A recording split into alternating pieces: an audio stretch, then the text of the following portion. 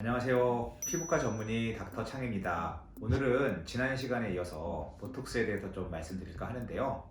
보톡스 중에도 턱 부분, 특히 이 사각턱 부분에 대해서 말씀을 드리겠습니다.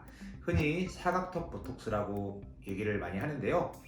턱 부분에 얼굴을 갸름하게 보이는 목적으로 하는 보톡스 중에서 우리가 사각턱 보톡스라고 하면은 근육을 줄여주는 거지만 이쪽 부위에 어떤 침샘 보톡스라고 해서 침샘 부위에도 보톡스를 맞을 수가 있습니다. 그래서 오늘은 흔히 사각턱 보톡스라고 하는 저작근을 줄여주는 시술과 그리고 침샘 보톡스라고 하는 침샘을 줄여주는 시술에 대해서 좀 말씀드리도록 하겠습니다. 우선 사각턱 보톡스는 이쪽에 우리가 씹을 때 쓰는 근육이 있죠. 저작근이라고 하는데 굉장히 큰 근육입니다. 이 부분을 이용해서 우리가 씹게 되는데 씹게 되는 근육은 이 근육 외에도 몇 가지 여러 가지 근육들이 같이 작용을 하는데요. 그 중에서도 가장 큰 역할을 하는 것이 이 저작근이라고 볼 수가 있겠습니다. 선천적으로 이 저작근이 크거나 또는 후천적으로 딱딱한 음식을 많이 씹는 경우, 오징어라든지 고기라든지 이런 것, 껌을 자주 씹는다든지 이런 경우에는 이 근육이 발달하게 됩니다. 이런 경우에는 얼굴이 좀 사각으로 보인다고 해서 사각턱 보톡스라고 많이 부르는데요. 아무래도 이제 턱이 커져 보이면 좀 강해 보이고 그런 인상이 있을 수 있습니다.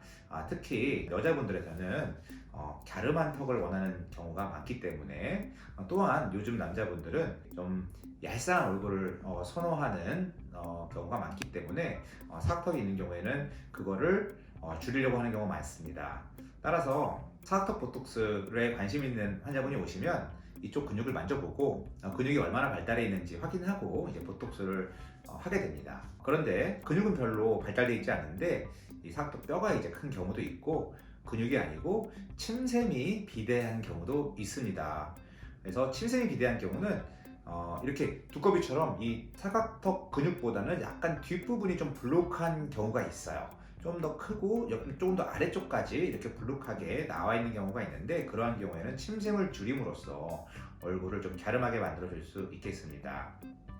그러면 사각턱 보톡스 하면 얼굴이 갸름해지고 좋은 효과를 볼 수가 있습니다. 그렇다면 주의해야 될 사항은 없을까요? 부작용은 없을까요? 그런 부분에 대해서 말씀드리겠습니다.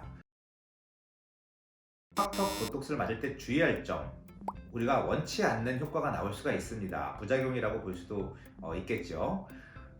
이 턱 부분만 줄어들면 좋은데 간혹 원치 않는 결과가 생길 수 있는데 그 중에 첫 번째는 보톡스를 맞았는데 오히려 이 부분이 씹거나 입을 움직일 때 불룩 튀어나오는 경우가 있습니다. 이렇게 알사탕 먹은 것처럼 불룩 튀어나오는 경우가 있는데 보통 이제 과보상 작용이라고 해서 보톡스가 근육에 영향을 미칠 때 이 근육은 큰 근육이기 때문에 골고루 퍼지는 게 아니라 일부분이 먼저 마비가 되고 현재 마비가 되지 않고 남아있는 근육이 과보상 작용을 일으켜서 더욱 커지게 되는 현상이 나타나게 됩니다. 대부분 시간이 지나가면은 점차 줄어들긴 하는데 이러한 현상이 발생한다면 빨리 다시 병원을 찾아가서 추가적으로 보톡스를 맞아주면은 금세 해결될 수가 있습니다. 이 사각턱 보톡스가 좀 위쪽으로 맞게 될 경우에는 간혹 볼거짐 현상이 나타날 수가 있습니다. 아무래도 이쪽 턱 부분만 줄어들어야 되는데 볼거짐이 나타나면 좀 퀭해 보이고 나이 들어 보이는 경우가 생길 수 있습니다. 이러한 경우는 보톡스를 맞는 위치가 중요합니다. 너무 위쪽으로 맞게 되면 그런 현상이 나타날 수가 있습니다. 물론 위쪽이 발달한 경우에는 일부러 그 위치에 놓는 경우도 있습니다.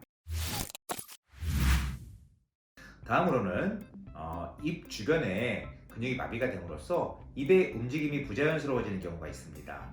이런 경우는 저작근에만 보톡스가 영향을 미쳐야 되는데 그 주변으로 확산돼서 보톡스가 그 주변 근육에 영향을 미쳐서 입의 움직임을 부자연스럽게 하거나 입의 움직임을 비대칭으로 만드는 경우가 있습니다. 다음으로는 우리가 씹는 근육을 약화시키기 때문에 아까 말씀드린 것처럼 씹는 근육은 여러 개가 있다고 했습니다.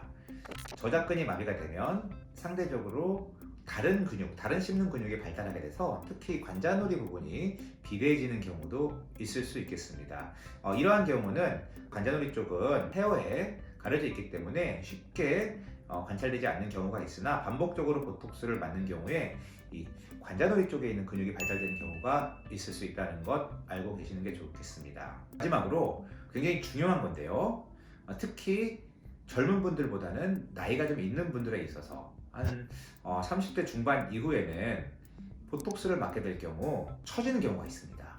왜냐하면 우리가 이 겉에 피부를 풍선이라고 생각했을 때 바람이 빠지면 아무래도 좀 처지듯이 이쪽에 부피가 줄어들기 때문에 이 겉에 있는 피부가 조금 아래로 내려오는 수가 있어요. 근육이 꽉 차서 피부를 지지해 주다가 그렇게 지지해 주는 부피가 줄어들기 때문에 이 피부가 그만큼 아래로 내려와서 이쪽 입가 쪽이 처지는 경우가 있을 수 있겠습니다. 따라서 이러한 가능성이 있는 경우 또는 연령이 좀 있는 경우에는 보톡스를 맞을 때 좀 담당하는 의사분과 충분하게 상의를 해서 결정하시는 것이 좋겠습니다. 저 같은 경우에는 좀 처질 수 있는 경우에는 충분히 얘기를 하고 용량을 줄이거나 아니면 보톡스를 맞지 않기를 권하고 있습니다.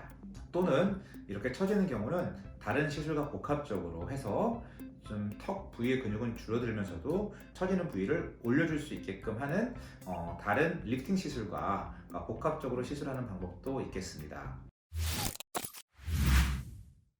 자, 그럼 이제 침샘 보톡스에 대해서 말씀을 드리겠습니다. 침샘이라 함은 침을 생산하는 기관입니다. 우리가 씹거나 소화를 시킬 때 침이 꼭 필요한데요. 그러한 침을 생산하는 침샘이 귀 밑에 기미샘이라고 하고 이하선이라고도 합니다. 턱 라인 안쪽으로 해서 턱밑샘이라고 하는 침샘도 있습니다. 그리고 혀 아래쪽으로도 침샘이 있고요. 근데 우리가 흔히 사각턱 보톡스와 함께 많이 시술하는 부분이 이쪽 귀밑샘 이하선 부분입니다. 아까 말씀드렸던 것처럼 이 저작근, 이 근육보다는 약간 뒤쪽 그리고 범위가 좀 넓게 분포되어 있습니다. 약간 아래까지 턱선 아래까지 나와 있는 경우도 있고 귀 앞에까지도 블록하게 약간 두꺼비 모양으로 나와 있는 경우가 있는데요. 이러한 경우는 근육에다 주사를 맞아봤자 그렇게 효과가 크지 않습니다. 이러한 침샘을 줄여줘야지 가름한 턱 라인을 만들 수가 있겠습니다. 따라서 우리가 턱이 넓다고 생각되고 얼굴이 넓다고 생각되는 경우에는 사각턱 보톡스를 맞아야 할지 침샘 보톡스를 맞아야 할지 두 개 다 맞아야 할지를 담당 피부과 전문의와 상의를 하시는 게 좋겠습니다. 다음은 턱밑샘입니다. 이 턱밑샘 역시 침샘의 한 종류인데요. 간혹 이중턱이 있다고 와서 이 이중턱 부분을 빼고 싶다는 분들이 있는데 그것이 이중턱 지방으로 된 이중턱이 아니라 침샘이 비대해서 그렇게 보이는 경우가 있습니다. 이러한 경우는 보톡스를 이용해서 이 턱밑샘을 줄여줌으로써 턱 밑 부위의 볼륨을 줄여줄 수가 있습니다. 침샘 보톡스에서 주의할 사항으로는 귀밑샘은 크게 상관이 없습니다. 하지만 이 턱밑샘의 경우에는 간혹 너무 과량을 맞았을 때는 침 분비에 약간 지장을 주는 수가 있기 때문에 보톡스를 맞을 경우에는 그 용량 조절에도 신경을 써야겠습니다. 또한 턱밑샘의 침샘 보톡스를 맞을 때는 우리가 음식을 삼키는 근육과도 연관이 있기 때문에 다른 근육으로 보톡스가 확산되지 않도록 주의가 필요합니다. 따라서 최근에는 초음파를 이용해서 이쪽 그 침샘 부위를 좀 명확히 하고 보톡스를 맞는 경우도 있습니다. 자, 오늘은 사각턱 보톡스와 침샘 보톡스에 대해서 알아봤습니다. 어떻게 좀 이해가 좀 되셨나요? 더 궁금한 사항이 있으면 꼭 댓글로 남겨주시면 제가 솔직한 답변 드리도록 하겠습니다. 그럼 오늘 여기까지 하도록 하겠습니다. 감사합니다.